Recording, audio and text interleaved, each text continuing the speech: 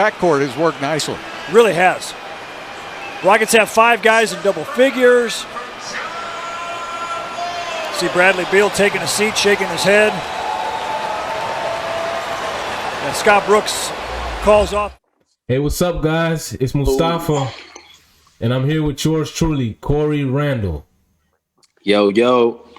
And today we'll be discussing why we feel Bradley Beal will no longer be a Washington Wizard. So stay tuned.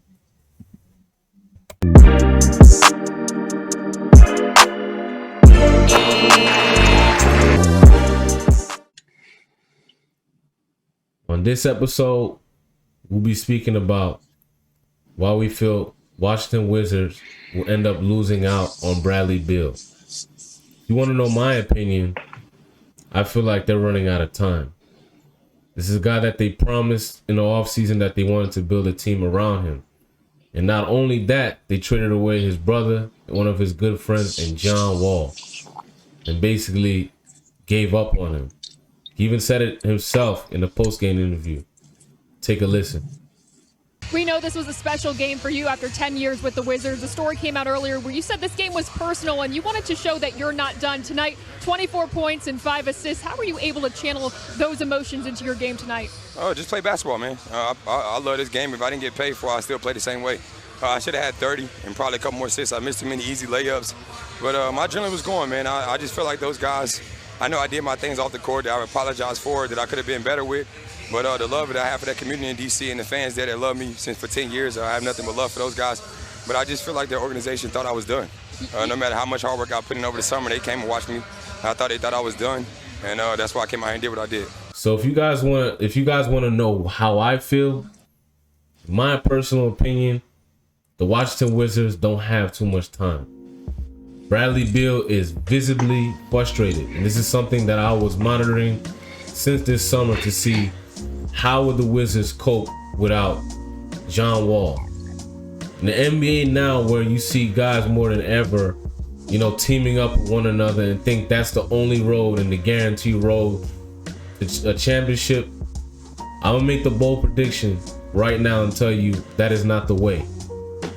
To win a championship, you gotta be lucky. There's many factors that gotta come into play for you to win. You don't just walk in the gym, come in with your 3 friends or your 3-star friends that you feel that are the best, for your team, and you instantly win a championship. There's so many in play. There's so many things in play. And one of my key things that I like to focus on is fit. No matter what talent I'm going after. And if you ask me, trading for Russell Westbrook, he's been a really good player, won MVP, I believe, a couple of times. He's a walking triple-double. He's done many good things. He's played with some of the best players, but has not proved to win. He's never proven that he could be a real winner. And he never been able to show me that he could channel his energy for one and be a good leader. John Wall has shown some of these things. He's won all defensive team. He's a 5-time All-Star. And he's a leader. You may agree, you may disagree. And they probably have not won much. And they probably have got, kicked out of the first and second round often. But I believe if they were going to go a different route, Russell Westbrook was not the answer. You basically just traded contracts and got the older guy. So, I'm going to turn this over to you, Corey. How do you feel? Do you feel that the Wizards could somehow salvage this? I'm not saying that they have a broken relationship by any chance with Bradley Beal. We're not here to speculate or to bring you guys fake news, but this is stuff that, has been acknowledged, and more than ever, everyone is starting to see it on full display. What do you believe is something that can help, turn this season around? Is it coaching? Is it more moves? Take us away.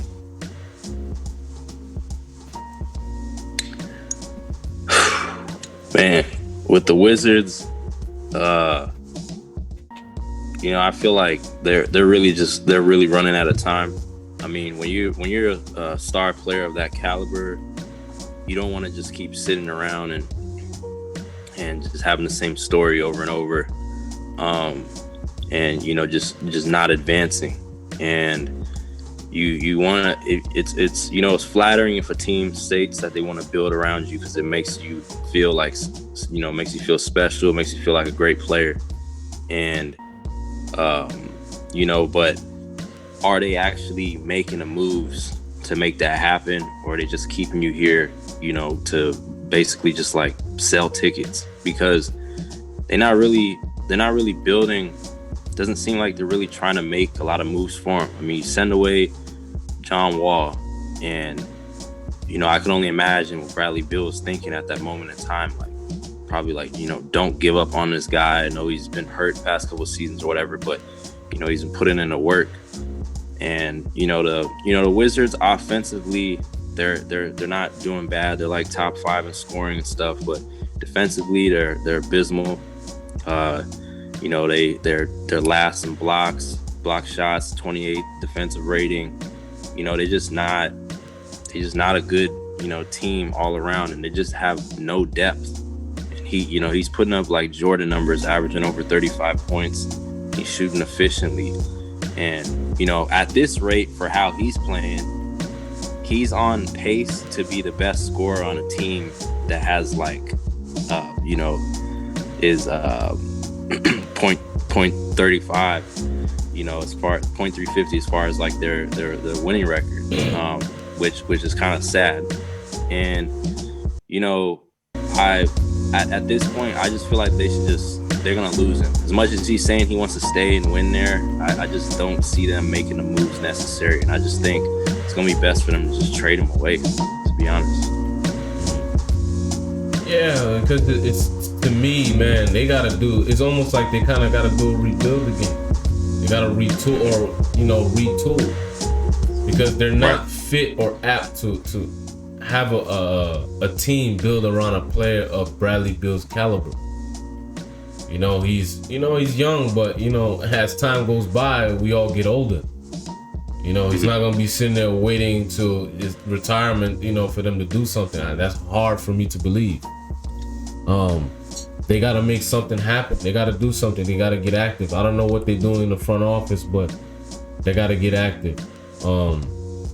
They can't, like he said himself, they can't guard a parked car. I know this term has been thrown around a lot, but they can't guard anybody. They've been a little bit better on defense, but just, man, you got some of these guys on the team, Isaac Bonga, Raul Neto. These are guys who be sleeping on the bench on a lot of teams. I don't understand. You tell a guy you want to build a team around him and bring him back a bag of cookies and an aging superstar in Russell Westbrook. And after knowing that he probably has a bigger contract than John Wall, which is basically you trading contracts. I don't think they did their due diligence, and it just showed the ineptitude of the front office. I don't know too much about Tommy Shepard, but I'm already not even sold about him. To this whole equation, do you think Scott Brooks is the problem? Do you feel they need a new coach, a new situation? Can you explain some stuff schematically, that you feel that he could do different? I do think they should go for a coaching change. I feel like they either need like an old school kind of coach who's gonna have like more, require more discipline, like with his players, just like how the Knicks got Tom Thibodeau. I think the Wizards, need to go after like an old school coach like Jeff Van Gundy or Nate McMillan. These guys are old school, they're defensive minded. I know Nate McMillan was a defender when he was a player. And then another intriguing option would be Adrian Griffin, who's one of the assistant coaches for the Raptors. When he was a player, and him as an assistant coach, that's his specialty is defense. So he's a huge part in why the Raptors have been really good on the defensive end. And I feel like when you create that kind of structure, you know, they'll be able to hold their own defensively, because as far as the scoring goes, you know, although I think there should be some more pieces so that Bradley Beal doesn't have to carry so much of the load. Like, their offense isn't that bad, but their defense is was really crappy. But you know, as far as any coaches, do you have any coaches that you think would best fit this team? And do you think they need a coaching change, or do you think they should stay with Scott Brooks, or what is your feeling on that? Man, I'm very critical of Scott Brooks, man. Very, very, very critical about him. To me, even this is going back to OKC. He could have a championship in his finger right now. I mean, there's a lot of if, ands, buts, a lot of factors. Like I said, opening up, there's a lot of factors to a championship. But to me, he doesn't manage players and teams well. He's not somebody who can manage a team. He's an X and O's guy. I think he's somebody who you could have on the bench, but not as your main guy on the bench. Because he's a tactician. I'm not gonna take that away from him, but at the end of the day, when you hear about some of the best coaches in the league, the Phil Jacksons, even we could go to college, we go to the John Wooden. These guys are guys that everybody revere because of who they are as people and how they manage players. It's not about Larry Brown. Yeah, it's not about all an X and O's. And to me, he doesn't handle pressure well. This team, throughout the years have gone through a lot of stuff that has proven he has not even grown from that experience. So if you're gonna ask me, obviously Jeff Van Gundy's number one on my list, but in our day and age, it's like guys, they're afraid of certain kind of coaches. I like Mark Jackson too, because I like guys, at the end of the day, it's been proven. You need a coach that can hold guys accountable. Somebody has to be the leader on the team. And then most of the time, in our day and age, you have superstars that are not great leaders. Not saying this is Bradley Beal. They lead, everybody leads in a different way, but you just have to have somebody or a voice in there that can hold guys accountable. Another guy that I like to see, get a coaching job, just like you said, Nate McMillan, because of his defensive prowess. So that's just that's how I perceive it.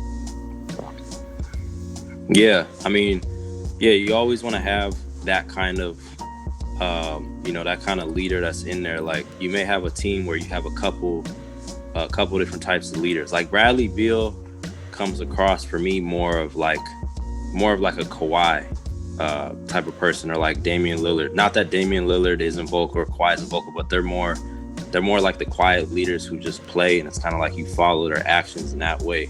But then again, on the Clippers, you have someone like Patrick Beverley, who's somebody who's gonna get in people's faces when they, messing around and be real vocal, to be like, hey, like, we're not playing. Like, let's come out here and let's do our thing. It's not goof around.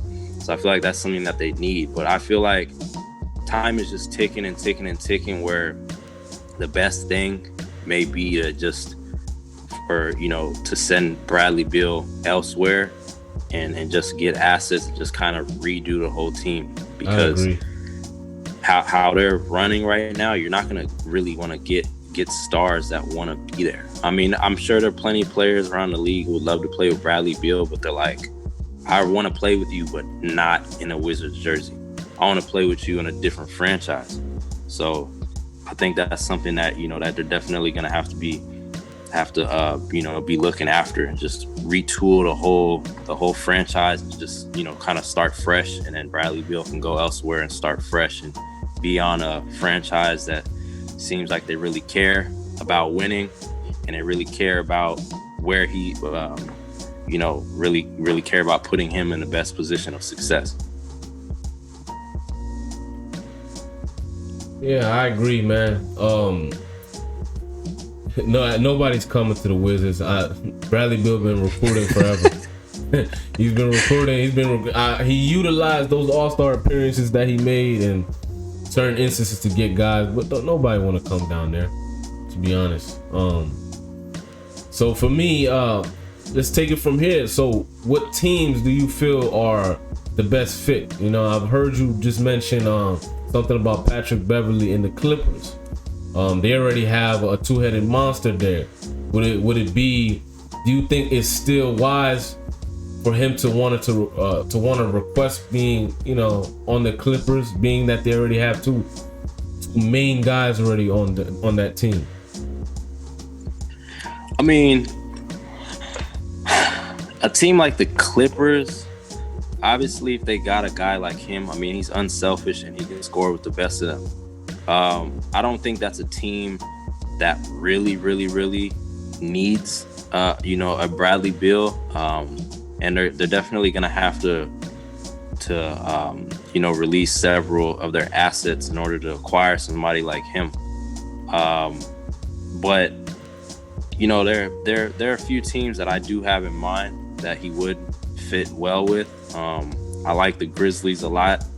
I think him playing with Ja Morant and, you know, Jaren Jackson. I know Jaren Jackson's been hurt for the whole season so far, and you know, and Ja Morant, they're both great young talents. And, definitely. You know, Bradley Beal's only 27. So, I mean, he's still early in his prime, got plenty of time left. And not to cut you off, though, but going to the Grizzlies, you know, like, I think to me, out of most fits that people will say ideal, even over Miami, I just think that he will be great with young talent, but with young, legit talent. You know? Right. Ja Morant is a young, legit star. Like, this is not like no young average player. This is a young superstar in the making. And then you got a Jaren Jackson that's gonna come back, along with some of the other pieces that's gonna be there. I'm pretty sure they won't have Brooks if he's there, but Ja Morant's gonna be there. They're not gonna give him up. I think that's a good scenario for him, because they can grow a chemistry together. And that team, for young guys, they don't have too much ego in that situation. It's not like a lot of toxicity. I want the ball. I need to have 30. No, like, it's not a lot of that garbage going on. To me, the main thing, and the thing too about that is they probably be allowed to keep their depth. A lot of these teams building this big three situation, they have no depth, and they have to go find depth, and it looks like a very sloppy, topsy-turvy situation. But, you know, you can go ahead and continue. Yeah. Oh, if you guys are liking this video so far, make sure you like, subscribe, and you know, hit that notification bell. You know, comment, let us know on different ways to improve. With the thing I like with Grizzlies too, the Grizzlies coach, he's young, he's only 36 years old, but the thing about him is he was an assistant on the Hawks and the Bucks. And when he was assistant on the Hawks and Bucks, he was under Mike Budenholzer. And we know Mike Budenholzer was, you know, basically like a protege of Greg Popovich. So he's learned a lot at a young age as a coach, and I think he's done a tremendous job, you know, with the team. Even like last year, you know, a lot of people just were talking about Ja Morant, and obviously he did a great job. But Ja Morant always credits Taylor Jenkins for, you know, how he's let him perform and be him and do his thing. And I think, you know, Taylor Jenkins has really established a great defensive scheme for the team. And then, you know, on offense, they've just been struggling with injuries this season. So Bradley Beal would definitely fit in perfectly because he's really solid, you know, two-way player. But it also, with him going somewhere, is also, you know, the Wizards going to look for the best assets they can get. And I mean, you have a few teams that have like really solid assets, whether it was to trade him to the Nuggets or, you know, Miami Heat or New Orleans Pelicans. Like, those are teams that got picks and, you know, young players that may be attractive. But yeah, I like, you know, Grizzlies and like Bucks probably is the best situation of winning as far as other, you know, star power on the team for Bradley Beal. Yeah, I agree, man. It's definitely I think that's definitely the best situation as far as coaching mixed with talent, because you're gonna go to so many of these situations, it's gonna look good on paper, but it's not gonna pan out. Like the Pelicans, I don't know if that pans out, because to me, you know, even with Stan Van Gundy there, and this is no knock to him, it just seemed like a collection of talent. You know, when you get a good coach in there, they put something in, they implement something in that gets the team together. Like for example, the Phoenix Suns with Monty Williams. As soon as he came into the realms, they look like an actual team. So that's the main thing I look for when you go into these teams, not just a super team, because super teams are not guaranteed to win. Yeah, I mean, the best coaches, I mean, are always going to be the ones who can have, a certain group of guys, whether you're Popovich or Nick Nurse, whoever you are, and you know how to utilize guys to their strengths, know how to mask their weaknesses, and create something where, you can have all guys contribute in some way to just play as a team and figure it out in that regard. So, and, just being innovative, being creative. Guys got to be creative. Yep. Well, that wraps it up for this one, guys. Stay tuned for the next episode. Please like, subscribe, and let us know some of your thoughts. What are some good teams? What are some changes that the Wizards could make? Maybe you're a Wizards fan. Give us some insight. Even the ones that's even if you're not a just complete Wizards fan, if you're a huge Bradley Beal fan, let us know what you think. Yeah, definitely, man.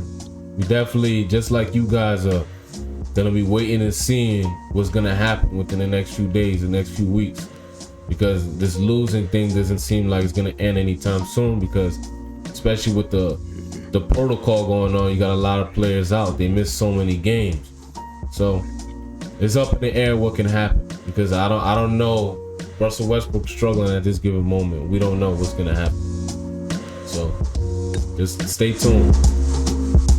Peace. Deuces.